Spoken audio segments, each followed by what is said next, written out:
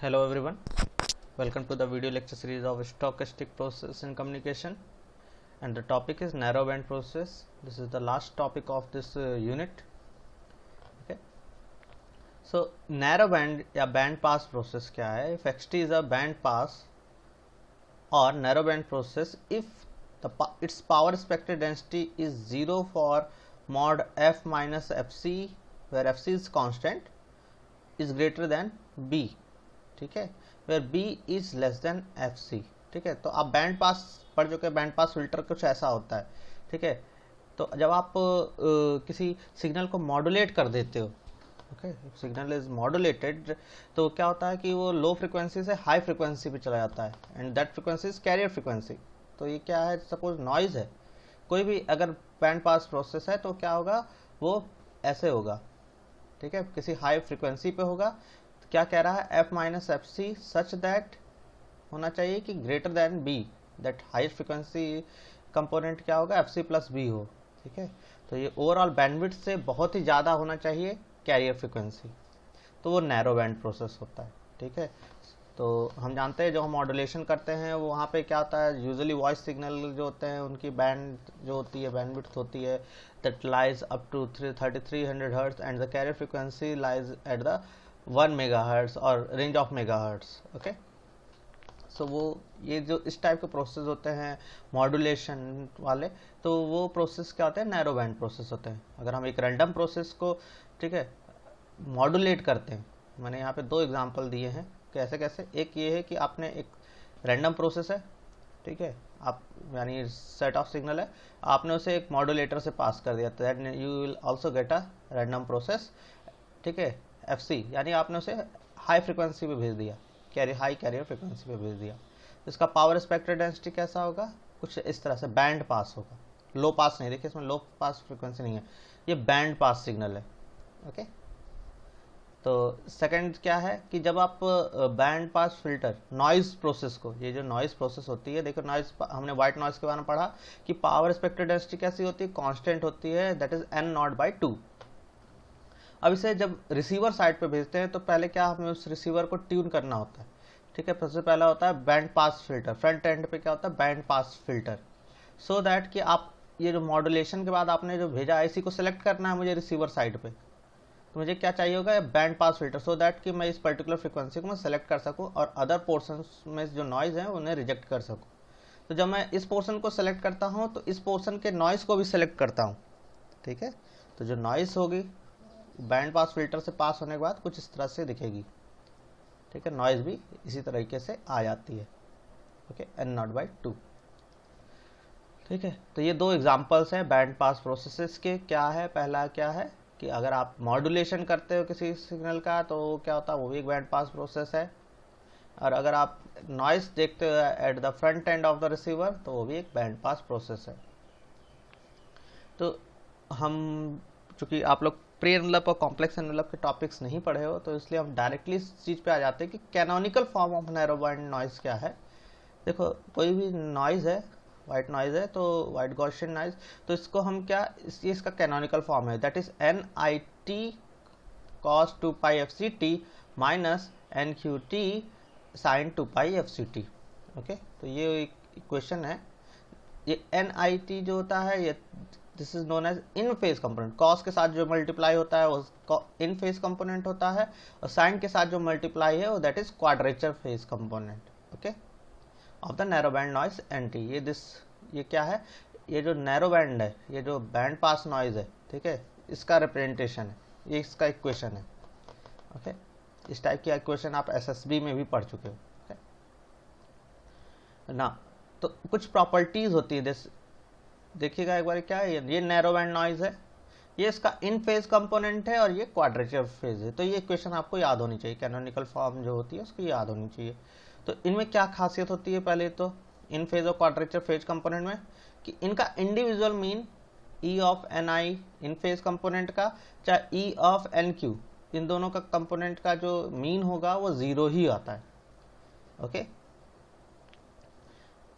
Second thing क्या है कि if narrow band noise N of T is Gaussian है. ठीक है, ये जो नैरो बैंड नॉइज है ओवरऑल, अगर ये गॉसियन है तो इनके ni और nq में क्या रिलेशन होगा। ये चूंकि देखो दो रैंडम प्रोसेस है, ये भी टाइम का फंक्शन है, ये भी टाइम का फंक्शन है, एंड ओवरऑल जो निकल आ रहा है वो भी टाइम का फंक्शन है एंड कंप्लीटली रैंडम है, नॉइज इज रैंडम थिंग। तो यहाँ पे जो होगा ये एक रैंडम प्रोसेस, ये रैंडम प्रोसेस। तो अगर ये प्रोसेस गॉसियन है, ठीक है, अगर ये गॉसियन इन शेप है, ठीक है, तो ये क्या होंगे ni और nq, ये जॉइंटली गॉसियन होंगे। ओके, सेकेंड थिंग क्या है, अगर ये जो है वाइड सेंस स्टेशनरी है प्रोसेस है, तो चूंकि ये दो अलग रैंडम प्रोसेस है nit और nqt, तो ये क्या होंगे जॉइंटली स्टेशनरी होंगे, jointly wide sense stationary process होंगे। ठीक है, अगर ओवरऑल प्रोसेस जो हो रहा है स्टेशनरी वाइड सेंस स्टेशनरी की कंडीशन क्या होगी कि ये पहला कंपोनेंट है इन फेज कंपोनेंट और ये जो क्वाड्रेचर फेज कंपोनेंट, ये दोनों ही जॉइंटली वाइड सेंस स्टेशनरी होगी। जॉइंटली वाइड सेंस स्टेशनरी की डेफिनेशन हमने देख ली थी लास्ट यूनिट में ना। पावर स्पेक्ट्रल डेंसिटी ऑफ जो ni का होगा इन फेज कंपोनेंट और nq, चूंकि दोनों अलग अलग रैंडम प्रोसेस है, तो there could be equal chance कि वो डिफरेंट पावर स्पेक्ट्रल डेंसिटी होगी, लेकिन नहीं होता, इन दोनों की पावर स्पेक्ट्रल डेंसिटी सेम होती है। और फिफ्थ प्रॉपर्टी क्या है कि in phase component and quadrature phase component have the same variance as n of t। Narrow band, overall जो नैरो बैंड प्रोसेस है उसका जो वेरिएंस होता है और nit यानी इन फेज कंपोनेंट का जो वेरिएंस होता है और nqt इनका जो वेरिएंस होता है, ये सारे सेम होते हैं। ओके, तो ये प्रॉपर्टीज थी in phase and quadrature phase component of the narrow band noise. तो इस इक्वेशन को जरूर याद रखिएगा क्योंकि ये आपको जानना जरूरी है, because we have to design a generator as well as extractor. हमें क्या करना है, जनरेशन करना है of a narrow band process यानी n of t from its in phase and quadrature component. अगर आपको in phase and quadrature component given है तो आपको narrow band process n of t बनाना है। तो वो तो आप सीधे इक्वेशन से समझ गए कि n ऑफ t क्या था, इसके लिए हमें इक्वेशन याद होनी चाहिए, इसलिए मैंने कहा ये इक्वेशन याद होनी चाहिए, कैनोनिकल रिप्रेजेंटेशन है। तो n ऑफ t जो है nit cos 2 pi fct minus nqt sin 2 pi fct है। ओके, तो हमें क्या क्या चीज चाहिए डिजाइन करने के लिए, अगर मुझे एक सिस्टम डिजाइन करना है, nit होना चाहिए, एक प्रोडक्ट मॉड्यूलेटर हो जिसमें कॉस मल्टीप्लाई होगा। ठीक है, तो जो निकल के आएगा यहाँ पे क्या आएगा nit cos 2 pi fct, तो एक ये पोर्शन बन गया। नेक्स्ट देखो आपके पास क्या कह रहा है, यहाँ पे कह रहा है कि in phase and quadrature component मौजूद है, तो ये क्वाड्रेचर कंपोनेंट मौजूद है nqt, इसमें क्या sin 2 pi fct मल्टीप्लाई होना, लेकिन आपके पास cos 2 pi fct जनरेट हुआ ऑसिलेटर से, तो मैं क्या यूज करूंगा 90 डिग्री फेज शिफ्टर या हिल्बर्ट ट्रांसफॉर्म। ठीक है, तो यहाँ पे sin 2 pi fct आ गया, यहाँ पे मल्टीप्लाई हुआ, यहाँ पे क्या आ गया nq sin 2 pi fct। अब हमें क्या चाहिए, यहाँ पे माइनस चाहिए, ऊपर वाला प्लस में हो और यहाँ पे माइनस हो, तो हमें एक समर लगा दूं। ठीक है, बेसिकली सब्ट्रैक्टर है बिकॉज ऊपर वाला कंपोनेंट प्लस है, नीचे वाला निगेटिव है, तो इन्वर्ट करके इसको ऐड कर रहे हैं, तो ये क्या होगा आपस में सब्ट्रैक्ट हो जाएगा। This will give you n of t, that is narrow band process generate हो गया by the use of in phase and quadrature phase component. Okay, तो ये क्वेश्चन बहुत इंपॉर्टेंट है, इस चीज को ध्यान रखिएगा, इसको जरूर करना है आपको। सेकेंड थिंग है कि अब आपको एक्सट्रैक्शन करना है। अब आपने चलो ये नैरो बैंड नॉइज जनरेट कर दी है, ये रिसीवर पे पहुंच गई। ठीक है, मुझे एक मॉडल करना है, तो अब मुझे in phase and quadrature phase component निकालना है नैरो बैंड प्रोसेस का। ठीक है, तो हमारे पास क्या है n ऑफ t ये मौजूद है, हमने जो ये n ऑफ t निकला है वो क्या है nit cos 2 pi fct minus nqt sin 2 pi fct। अब मुझे ये नैरो बैंड प्रोसेस गिवन है, मुझे यहाँ से nit निकालना है और nqt निकालना है, ये अब नया प्रॉब्लम है, that is problem of extraction of in phase and quadrature phase component of a narrow band process. ठीक है, अब आपको n ऑफ t गिवन है और nit एंड nqt आपको निकालना है, तो क्या करेंगे, हमें क्या पहले nit में से इस पूरे प्रोसेस को cos 2 pi fct से मल्टीप्लाई किया, मैंने क्या आ गया, मैंने थोड़ी देर के t यहाँ पे ड्रॉप कर दिया, दैट डजंट मीन कि ये टाइम का फंक्शन नहीं है, कांस्टेंट नहीं है, टाइम का ही फंक्शन है, तो ni cos square 2 pi fct हो जाएगा minus N Q T sine 2 pi F सी टी कॉस 2 पाई एफ सी टी हो गया।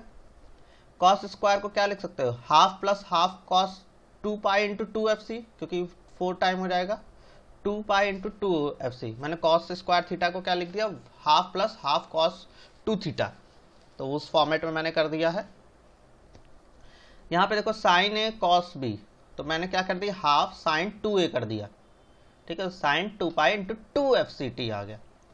अब जरा गौर करो, ये अगर मुझे स्पेक्ट्रम इसका बनाना हो तो ये क्या है, इसका स्पेक्ट्रम बनेगा, इसका स्पेक्ट्रम कहाँ से कहाँ तक बनेगा, इसका स्पेक्ट्रम ये दो है मॉड्यूलेटेड है, एनआईटी को कहाँ उठा के ले गया, 2fc पे उठा के ले जाएगा, ठीक है। तो यानी ये हाई फ्रिक्वेंसी पे है, FC is quite high frequency, and ये क्या है, ये भी ट्वाइस ऑफ एफसी पे है, बहुत ही हाई फ्रिक्वेंसी। और मुझे क्या चाहिए, केवल ये फ्रिक्वेंसी चाहिए, that is at low frequency. तो मैं क्या करूंगा, एक लो पास फिल्टर से इसे पास कर दूंगा ताकि ये 2fc वाले जितने कंपोनेंट है ये रिजेक्ट हो जाए, और बचेगा क्या, केवल आपके पास NIT/2 बचेगा, ठीक है। तो इस टाइप का आप इस्तेमाल कर चुके हैं, that is known as synchronous detector, ठीक है। आप इस टाइप की चीज़ें यहाँ पे इस्तेमाल किए हो DSBSC और SSBSC दोनों केस में। ये क्या सिंक्रोनस डिटेक्शन है कि आप cos 2 पाई FCT, अगर आपके पास एक सिग्नल है और उसमें cos 2 पाई FCT है, यानी एक क्या है, ये एक्चुअली में एक इसको कह सकते हैं DSBSC है। आपने उसको डिटेक्ट करने के लिए क्या करना है, cos 2 पाई FCT से मल्टीप्लाई करके लो पास फिल्टर कर देना है, तो ये आपको मिल जाएगा। सिमिलरली अब मुझे क्वाड्रेचर फेज कंपोनेंट चाहिए, तो क्वाड्रेचर फेज कंपोनेंट में साइन है तो मल्टीप्लाई बाई साइन करो, साइन 2 पाई FCT कर दिया, यहाँ पे मल्टीप्लाई है, ध्यान देना, NT into sine 2 pi FCT is equal to क्या आ जाएगा, NI sine 2 pi FCT cos 2 pi FCT और minus NQ sine square 2 pi FCT आ गया, ओके। तो यहाँ पे क्या आ गया, NI sine A cos B, sorry sine A cos A, तो मैं क्या लिख दूँ 2 साइन 2 थीटा, तो यानी साइन 2 पाई इंटू 2 FCT आ जाएगा। नीचे वाला क्या, साइन स्क्वायर थीटा है, साइन स्क्वायर थीटा को आप क्या लिख सकते हो, half minus half cos 2 theta, तो मैंने उसे इस फॉर्मेट में लिख लिया NQ/2 plus NQ/2 cos 2 pi into 2 FCT। ना NQ क्या है, एक लो फ्रिक्वेंसी कंपोनेंट है, ओके। और ये क्या यहाँ पे है, ये NI इन फेज कंपोनेंट को कहाँ उठा के ले गया, ट्वाइस FC पे, ये NQ कंपोनेंट को कहाँ उठा के ले जाएगा, ट्वाइस FC पे। तो अगर मैं इसे लो पास, ये दोनों क्या हाई फ्रिक्वेंसी कंपोनेंट है, 2fc मल्टीप्लाई हुआ 2fc, ये मॉड्यूलेटेड कंपोनेंट्स हैं, तो ये हाई फ्रिक्वेंसी कंपोनेंट है, ये लो फ्रिक्वेंसी कंपोनेंट है। तो मुझे अगर केवल इसको सेलेक्ट करना है तो मैं एक लो पास फिल्टर इसे पास कर दूंगा, तो ये हाई फ्रिक्वेंसी कंपोनेंट्स दोनों रिजेक्ट हो जाएंगे, बचेगा क्या, माइनस NQT/2 बचेगा, ठीक है। तो मेरे समझ में अब आपको ये सिस्टम समझ में आ गया होगा कि अब आपको अगर कैसे करना है, तो आप इस तरह से सिस्टम डिजाइन कर सकते हैं। आपके पास N है, आप एक तो cos 2 पाई FCT से पास कर दो,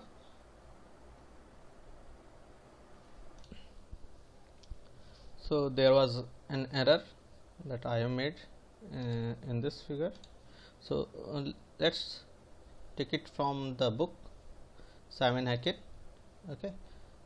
So this was the extraction part of in phase component and quadrature phase component of narrowband process. So you can see here, okay, so you have noise, narrowband noise, and you have two different coherent detector, one is here and second one is here, okay. Once you multiply cos 2 pi FCT, you will get NT into cos 2 pi FCT, and you have apply a low pass filter, then you will get 1/2 time NIT, yani you will get in phase component, half component of in phase. And if you multiply this sin 2 pi FCT in this narrowband signal, narrowband noise, and apply a low pass filter, you will get minus half time quadrature phase component, okay. So this is the way, this is the generator part, okay. From if it is given that in phase component and quadrature phase component, then how you can generate this narrowband noise, okay, narrowband noise. And this is the extraction portion. If the narrowband process is there, narrowband noise is there, then how you can get this in phase and quadrature phase component, okay. So this is the way. So this is an important topic, extraction and generation part. Okay, so let's move to the our slides. Okay, so ideal band pass filtered white noise, तो ये एक example मैंने लिया है Simon हैकिन का ही है कि अगर मेरे पास एक बैंड पास फिल्टर है, ठीक है, और मैंने वाइट नॉइज उससे पास की, तो हमारे पास देखो वाइट नॉइज का पावर स्पेक्ट्रल डेंसिटी कैसा होता है, कांस्टेंट होता है n0/2। ओके, और बैंड पास फिल्टर कैसा होता है आइडियल, कि देखो फ्लैट होता है, एकदम कांस्टेंट होता है, रोल ऑफ बहुत ही हाई होता है। ओके, तो यहाँ पे देखो शार्प कट ऑफ है, FC+B, FC पे है सेंटर, ये अगर ideal band pass filter bracket में FC एंड 2B लिखा है, इसका मतलब कि FC उसका जो है कट ऑफ, उसका सेंटर फ्रिक्वेंसी है, एंड 2B मतलब बैंडविड्थ है, यानी FC+B हाई होगा और लोएस्ट कंपोनेंट जो होगा FC-B, तो बैंडविड्थ कितनी आ जाएगी 2B।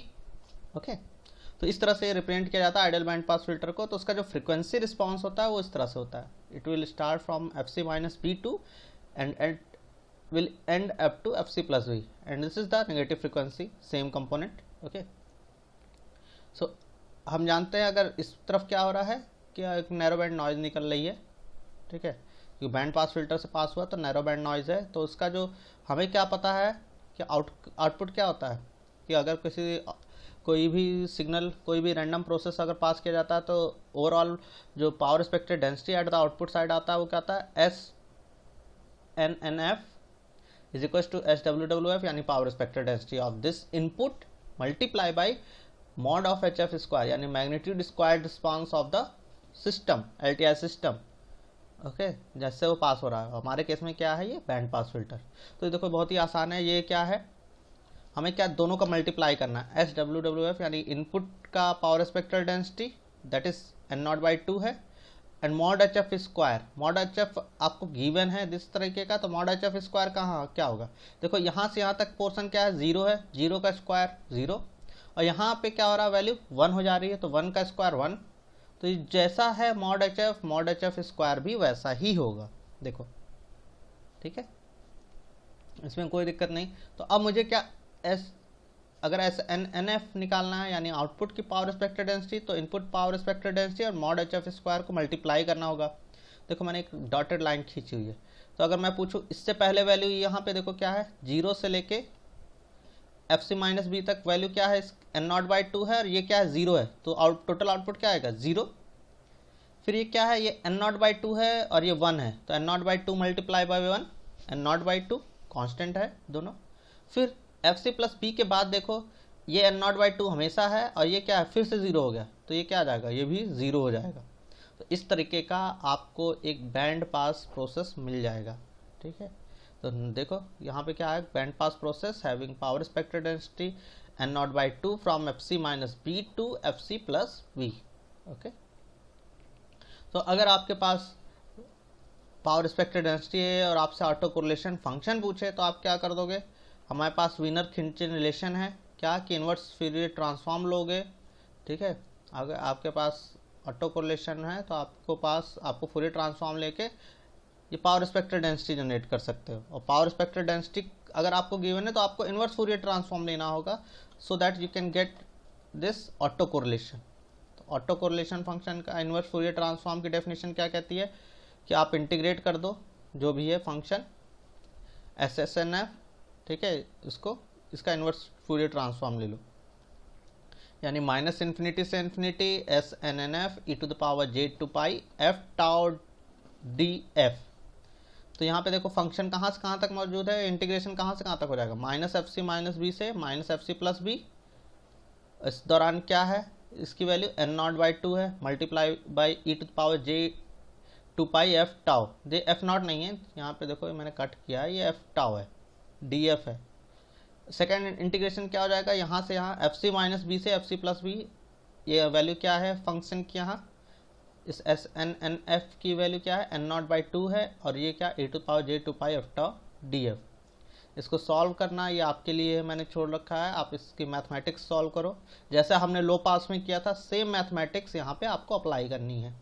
तो इसको इस फॉर्मेट में लेके आओ कि एक सिंक फॉर्म बने, और दूसरा कंपोनेंट आपको दिख जाएगा कॉस फॉर्म का, cos 2π FC tau, ठीक है, 2n0b। तो ऑटो कोरिलेशन फंक्शन क्या आ गया, 2n0b sinc 2b tau and cos 2 pi fc tau. तो b क्या है, 2b क्या है, यहाँ पे बैंडविड्थ है, okay, bandwidth of the band pass filter. तो अगर मुझे यहाँ पे पावर कैलकुलेट करनी है, आउटपुट पावर कितनी आएगी, तो अगेन मेरे पास दो तरीके हैं, क्योंकि अब मैंने पावर स्पेक्टर डेंसिटी भी कैलकुलेट कर रखा है और ऑटो कोरिलेशन भी कैलकुलेट करके रखा है। तो पावर स्पेक्ट अगर मुझे ऑटो कोरिलेशन से निकालना है expectation of n square T, तो मैं क्या कर दूँ, ऑटो कोरिलेशन पे 0 वैल्यू पुट कर दूँ। तो टाउ 0 होगा तो ये सिंक 0 हो जाएगा, ये कॉस भी 0 हो जाएगा। कॉस 0 क्या होता है, 1, और सिंक 0 भी 1 होता है, ठीक है। तो ये क्या आ जाएगा, 2n0b आ जाएगा, ओके। तो चाहे आप ऑटो कोरिलेशन कैलकुलेट कर दो, कोई कह सकता है कि सर हमारे पास पावर स्पेक्टर डेंसिटी है, तो पावर स्पेक्टर डेंसिटी का अगर हम एरिया कैलकुलेट कर देते हैं तो हमें पावर मिल जाती है। तो हम एरिया कैलकुलेट कर देते हैं -इन्फिनिटी से इन्फिनिटी इस पावर स्पेक्टर डेंसिटी का। तो अगर आपको एरिया कैलकुलेट करना है, you don't need to solve an integration, you can directly, you have to rectangle, okay.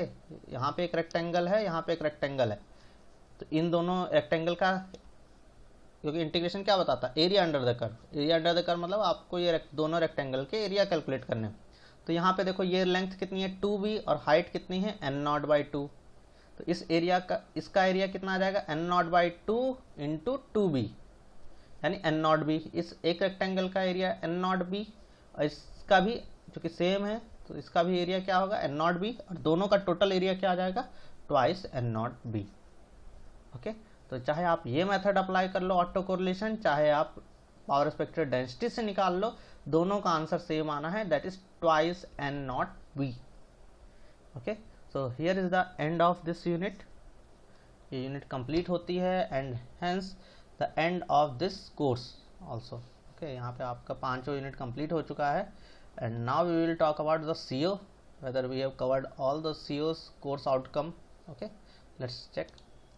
सो हम बात करते हैं कोर्स आउटकम की, कि आपने इस कोर्स में क्या क्या पढ़ लिया है और क्या आप अब ये एबिलिटी आप में आई है क्या। CO1 देखो क्या है, analyse the different probability distribution function. Yes, हमने ये यूनिट 1 में कवर किया। हमने डिफरेंट टाइप ऑफ ये डिस्ट्रीब्यूशन पढ़े हमने, जैसे कि हमने ये पढ़ा था बाइनोमियल, पॉइजन, यूनिफॉर्म, कंटिन्यूस, ये सब कंटिन्यूस वाले केसेस हैं, यूनिफॉर्म, गॉसियन, एक्सपोनेंशियल, ठीक है। तो इस टाइप की डेंसिटी फंक्शंस हमने पहले यूनिट में कवर किए अच्छे से, ओके, और बहुत सारे प्रॉब्लम सॉल्व किए। So you should be able to analyse the different probability distribution functions, okay. Now you should be able to calculate the statistical parameter, okay. हमने क्या बात की सेकेंड यूनिट में, कि हमने एक्सपेक्टेशन ऑपरेटर के बारे में जाना, हमने mean, variance, mean square values को कैलकुलेट करने के बारे में जाना। 2000 स्टैटिस्टिकल पैरामीटर्स जो कि जरूरी है किसी रैंडम वेरिएबल के बारे में जानने के लिए। तो हाँ, हमने वो सेकेंड यूनिट में पढ़ा है, ओके। तो हमने वो सेकेंड यूनिट में अच्छे से पढ़ा, ओके। हमने मोमेंट जनरेटिंग फंक्शन के बारे में जाना। मोमेंट जनरेटिंग फंक्शन क्या होता है कि डिफरेंट मोमेंट आपको जनरेट करना, e⁻xn, तो वो कैसे जनरेट कर सकते हैं, by using moment generating function, okay. Monotonic and non monotonic transformation के बारे में भी पढ़ा हमने देखा था, इस पे प्रॉब्लम ही हमने दी थी मिड सेम 1 में, कि अगर linear transformation of Gaussian function करते हैं तो वो भी गॉसियन फंक्शन आता है। तो इस टाइप की प्रॉब्लम से हमने अच्छे से किया है। थर्ड देखते हैं, perform, you should be able to perform transformation of random variable. मैंने अभी ऊपर बात की कि हमने इस पे प्रॉब्लम्स किए हैं काफ़ी, ठीक है।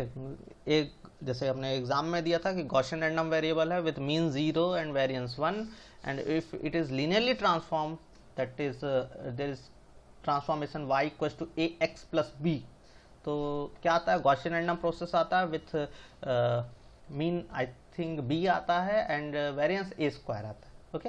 तो ये हमने बात की थी काफ़ी अच्छे से, और इस पे मोनोटोनिक नॉन मोनोटोनिक दोनों पे बात की थी, ठीक है।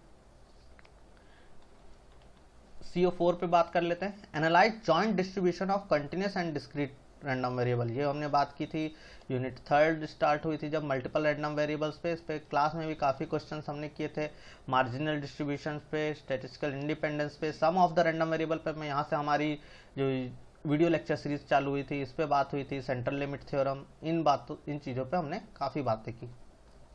ओके, तो you should be able to analyse joint distribution of continuous and discrete random variable. हमने दोनों ही चीज़ों के बारे में बात की थी। हमने एक टेबल बनाया था कि एक तरफ डिस्क्रीट रैंडम वेरिएबल है, एक तरफ कंटिन्यूस रैंडम वेरिएबल है। तो जॉइंट पीएमएफ और जॉइंट पीडीएफ दोनों के बारे में हमने बातें की थी कि किस केस में इंडिपेंडेंट होते हैं। ओके ना, CO5 क्या है? Classify strict sense stationary and wide sense stationary process. तो हमने इसके बारे में भी यूनिट 4 से स्टार्ट किया था, क्लासिफिकेशन ऑफ रैंडम प्रोसेस। तो इसके बारे में मैंने भी वीडियो लेक्चर में डाला हुआ है कि strict sense stationary and wide sense stationary random process क्या होते हैं। जब स्ट्रिक्ट सेंस कब होता है? जब दोनों उसके CDF जो होते हैं for any number of samples for any point of chosen time, अगर जॉइंट CDF जो होते हैं सेम होंगे, वो टॉप पे मतलब डिपेंड नहीं करता कि आप टॉप किस पॉइंट ऑफ ओरिजिन पे डिपेंड नहीं करता, तो वो स्ट्रिक्ट सेंस स्टेशनरी होता है। And wide sense stationary is the limited case, limiting case. क्या कि वहाँ मीन कांस्टेंट होना चाहिए and auto correlation is the function of the time gap where you are taking the sample. Okay, that is represented by tau. तो हमने इसके बारे में भी जाना है। So you should be able to classify, you should be able to classify कि वो कैसे होंगे। ठीक है ना, फाइनल क्या है? Analyse the behaviour of LTI system with random process. तो ये हमने आखिरी यूनिट में देखा, जो हमने लास्ट 3-4 लेक्चर्स की सीरीज की है, कि हमने पहले में देखा, सबसे बेसिक स्टार्ट हुआ था कि ऑटो कोरिलेशन फंक्शन। एक थ्योरम पे हमने बात की कि अगर एक रैंडम प्रोसेस है, ठीक है, एक रैंडम प्रोसेस है, अगर उसको हम पास करते हैं थ्रू एन LTI सिस्टम, तो क्या आउटपुट जो है जो होगा वो भी वाइड सेंस स्टेशनरी होगा। मैंने एक वाइड सेंस स्टेशनरी प्रोसेस एक LTI सिस्टम से पास किया, तो हम ये प्रूव करने में लगे थे क्या कि आउटपुट जो आएगा वो भी वाइड सेंस स्टेशनरी होगा। अगर होगा तो उसका मीन क्या होगा, उसका ऑटो कोरिलेशन क्या होगा, और उसका ये क्रॉस ऑटो कोरिलेशन क्या होगा, ठीक है, या क्रॉस कोरिलेशन क्या होगा, सॉरी क्रॉस कोरिलेशन क्या होगा इनपुट एंड आउटपुट प्रोसेस का। ठीक है, सिमिलरली हमने फिर उसको विनर खिंचिन रिलेशन का यूज़ करके देखा कि पावर स्पेक्ट्रल डेंसिटी क्या होगी इनपुट पे। अगर आपको पता है तो आउटपुट पे पावर स्पेक्ट्रल डेंसिटी क्या होगी। तो हमने बहुत ही इंपॉर्टेंट रिलेशन कैलकुलेट किया, SYYF इक्वल टू SXXF, यानी इनपुट की power spectral density multiply by that mod HF square, यानी the magnitude squared response of the filter या LTI सिस्टम। ओके, तो बहुत सारे हमने नैरो बैंड प्रोसेस के बारे में भी जाना है इस यूनिट में। ठीक है, नैरो बैंड प्रोसेस क्या होते हैं उस पर प्रॉब्लम सॉल्व किए। तो after seeing this thing, I think you have covered all the COs. You should be able to perform these things. Okay, so here is the end of this course. Thank you. मुझे भी आपको पढ़ा के बहुत ही अच्छा लगा। आप उम्मीद है कि आप सभी अच्छा परफॉर्म करेंगे एग्जामिनेशन में। एंड एग्ज़ाम केवल MITS के एग्जामिनेशन से नहीं, आप गेट में भी इसका काफ़ी वेटेज है, इन फ्यूचर ESC में भी, रिसर्च पर्पजेस में भी। ठीक है, स्टैटिस्टिकल सिग्नल प्रोसेसिंग बहुत ही ज़्यादा फेमस है। ओके, तो मेरी शुभकामनाएं आपके साथ कि आप अच्छा करो। All the best, good luck, thank you.